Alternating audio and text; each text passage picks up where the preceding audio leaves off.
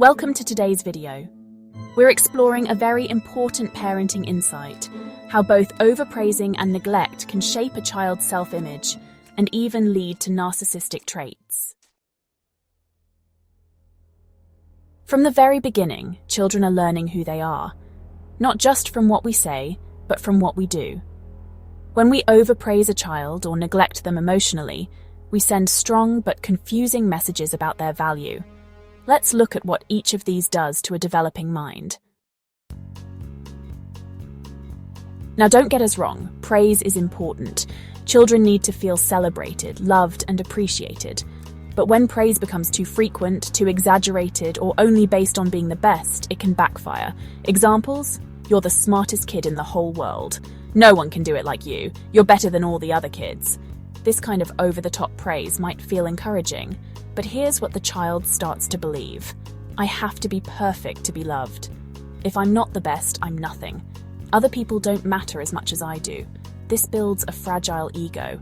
On the outside, the child may seem confident, but inside, they're scared of failing and disconnected from others. That's the root of narcissistic behavior. Now let's flip the coin.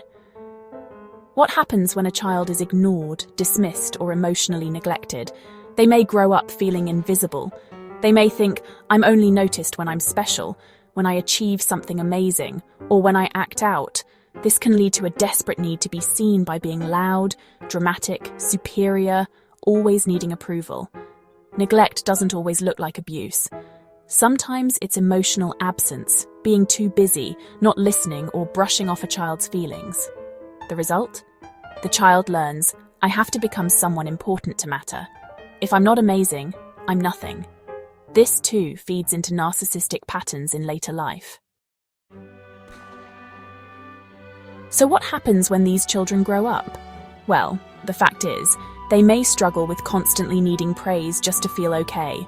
They might find themselves always comparing to others or having trouble really connecting emotionally. There's often this fear of rejection or criticism, and sometimes they'll put others down just to feel powerful. You'll see them avoiding responsibility for their mistakes too. Underneath it all, there's a deep fear of not being good enough. This is, the trap of overpraise and neglect. So what can we do instead? Here's what healthy praise and emotional attention actually look like. First, praise the effort, not the ego. Say, I'm proud of how hard you tried, instead of, you're the best. Next, notice the quiet moments. Give attention when your child is just being, not only when they're achieving. Value progress over perfection. Celebrate growth, not just greatness. Be emotionally present. Listen without rushing. Reflect their feelings and really hold space for their emotions. And let them feel enough.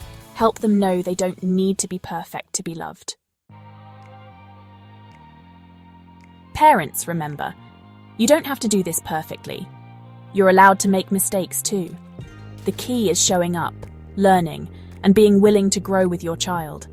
When you praise with intention and give love without conditions, you raise a child who is grounded, kind, confident, empathetic, and emotionally strong. And honestly, that's the kind of human the world needs more of. Thank you for watching.